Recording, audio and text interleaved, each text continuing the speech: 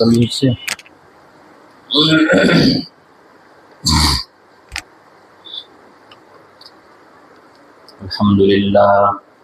আলহামদুলিল্লাহ নাহমাদুহু ওয়া নাস্তাঈনুহু ওয়া নাস্তাগফিরুহু ওয়া নাউযু বিল্লাহি মিন শুরুরি আনফুসিনা ওয়া মিন সাইয়্যাতি আ'মালিনা।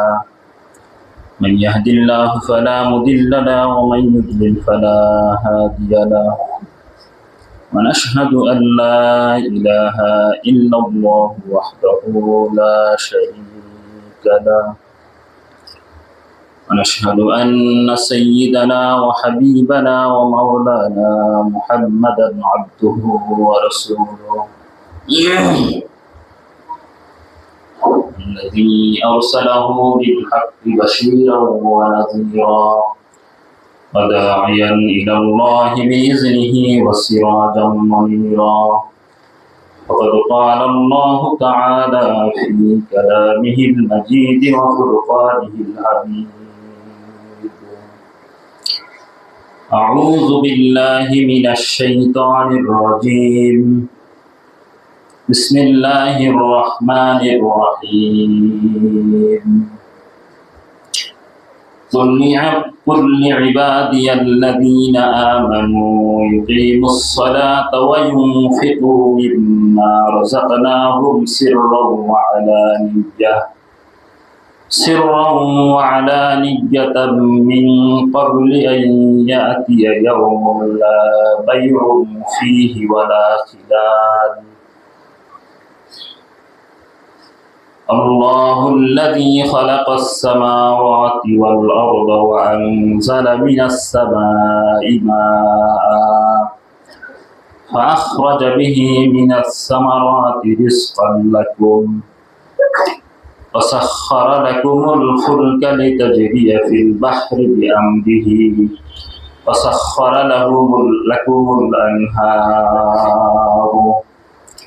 وقال رسول الله صلى الله عليه وسلم: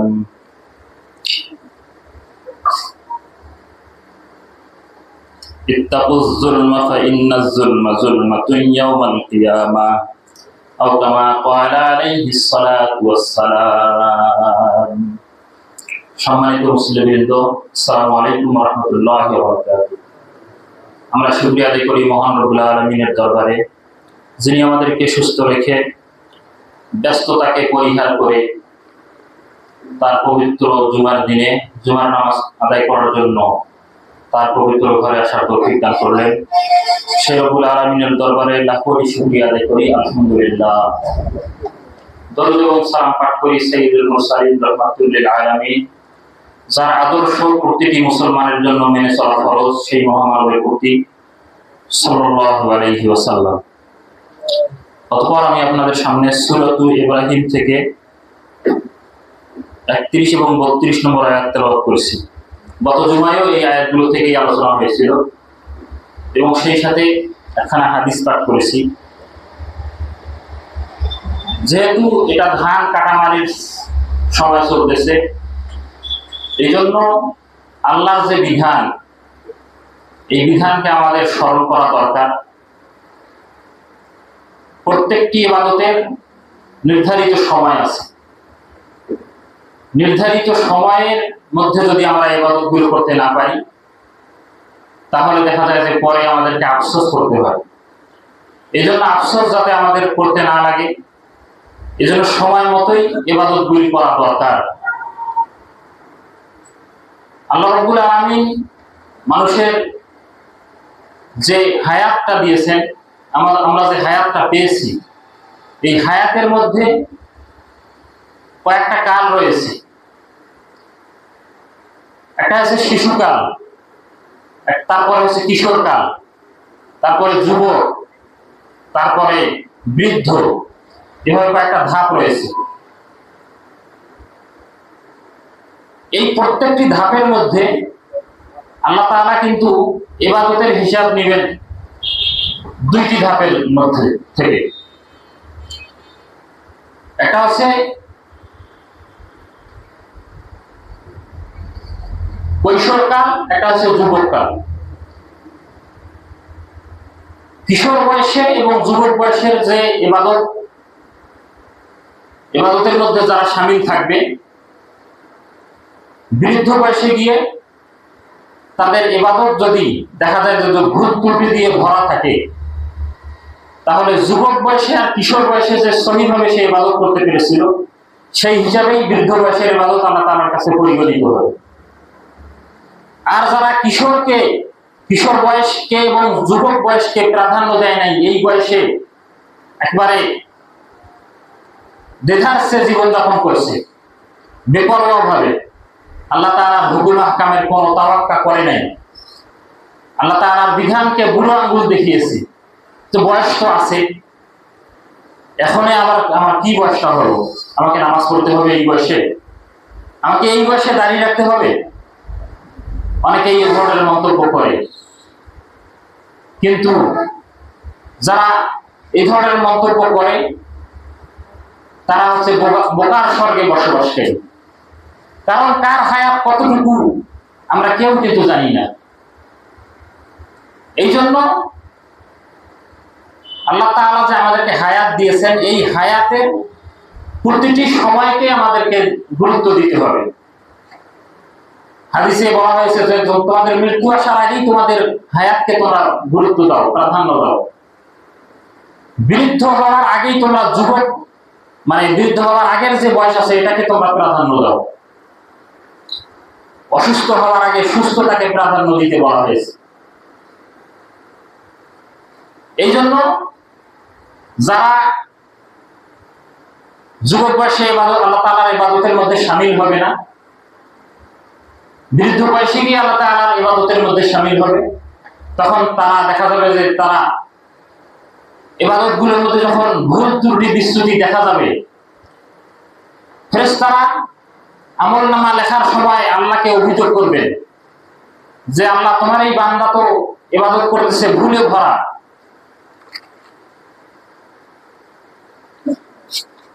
এই ভুল ইবাদতে ভরপুর, আমরা এই ইবাদতের আমল লিখব কি করে?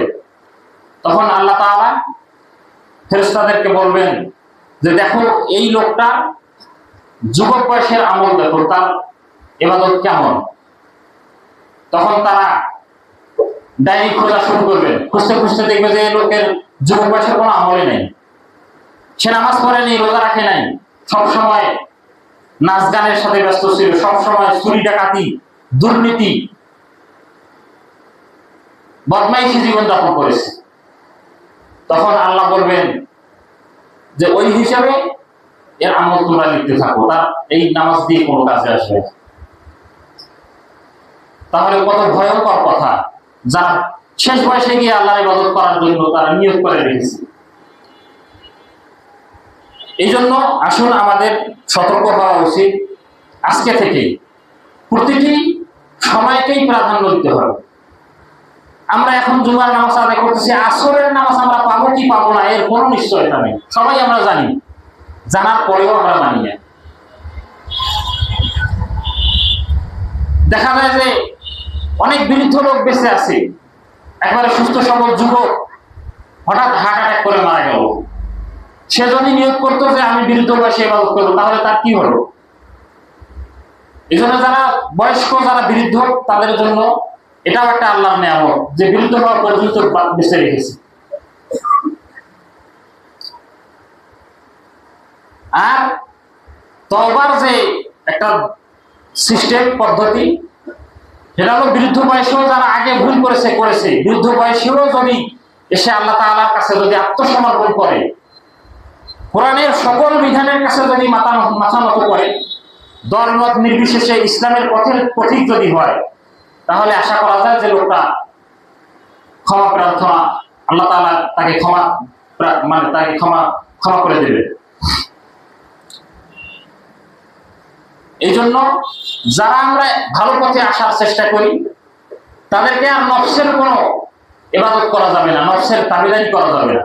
নফস সবসময় মানুষকে খারাপের দিকে উদ্বুদ্ধ করে। এই জন্য আমাদেরকে বিষয়গুলি মনে রাখতে হবে। যে কথাটি বলছিলাম যে সময় মতো ইবাদত করা, এই জন্য আমাদের যে ধান কাটার মৌসুম চলতেছে, এখান থেকে আমাদেরকে ওসর দিতে হবে। ওসর দেওয়া নামাজ রোজা যেমন আমরা ফরজ মনে করি, তেমনি ভাবে ওসরও কিন্তু আল্লাহ তাআলার পথে ব্যয় করা এটা ফরজ। এটা যাকাতের একটি অংশ, মানে যাকাতের বিধান। এই জন্য এটা দিতে হবে। আমি গত জুমায় বলেছিলাম যে অংশ হচ্ছে 10 ভাগের 1 ভাগ, 20 ভাগের 1 ভাগ। এই সিজনে হচ্ছে 10 ভাগের 1 ভাগ। আপনি যতটুকু ফসল ফলাইছেন তার 10 ভাগের 1 ভাগ এখানে আল্লাহর রাস্তায় দিতে হবে।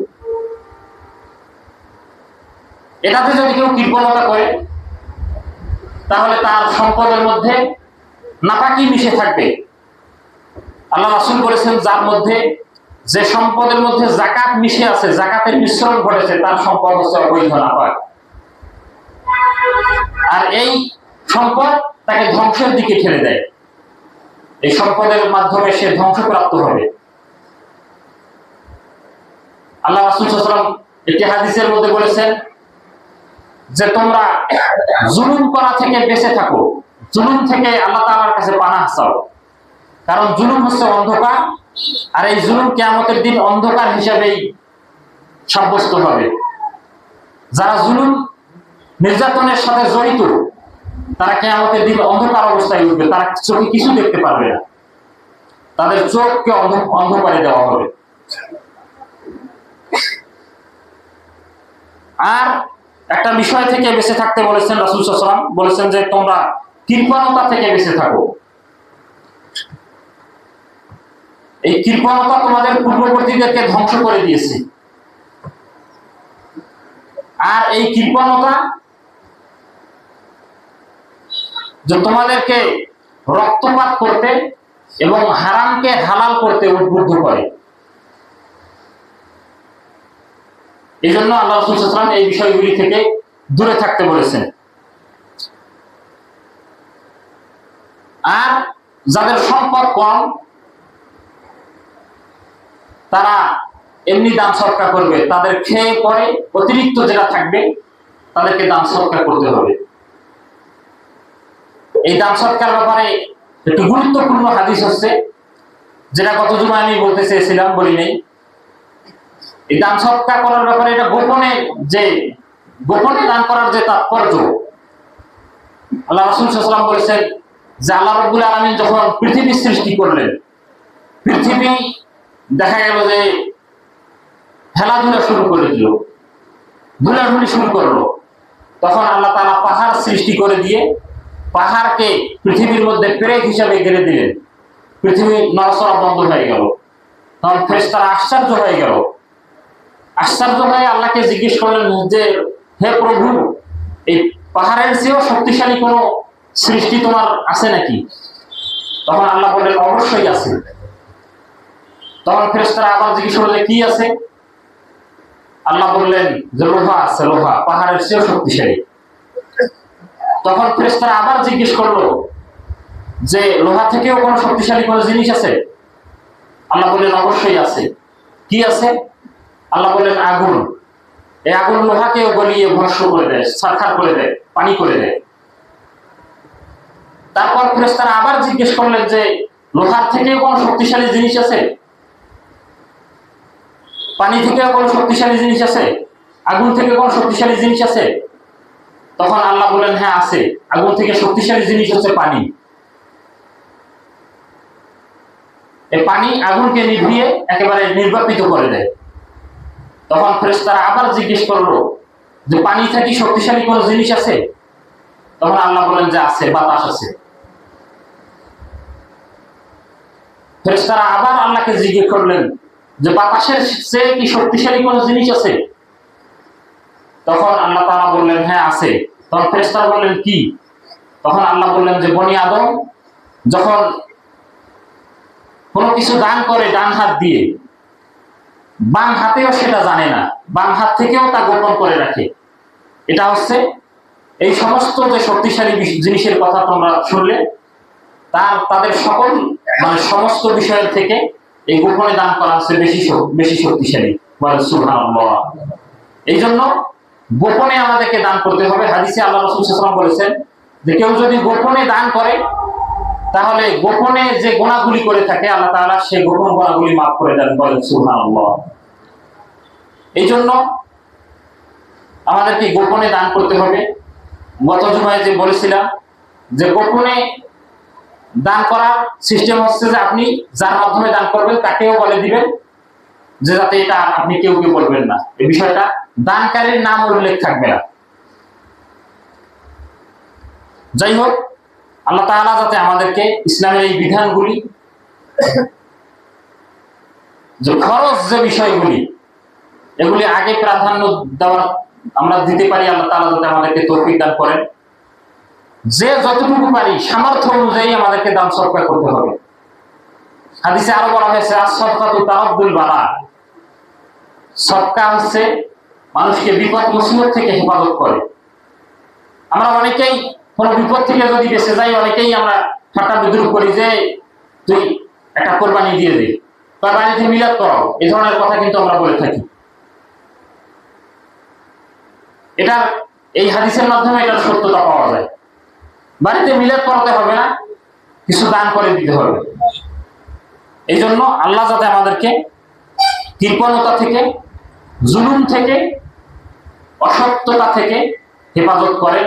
পরিপূর্ণ ইমানদার হওয়ার জন্য আমাদেরকে 5 ওয়াক্ত নামাজ, যেটা ইমানের প্রধান বৈশিষ্ট্য, যাতে আমরা 5 ওয়াক্ত নামাজ আদায় করতে পারি, দান সদকা করতে পারি, আরো ইসলামের যে মৌলিক ইবাদতগুলি যাতে আমরা করতে পারি। আল্লাহ তাআলা যাতে আমাদেরকে তৌফিক দান করেন। সকলে বলি আল্লাহুম্মা আমিন। ওয়া আখিরু দাওয়ানা আলহামদুলিল্লাহি রাব্বিল আলামিন।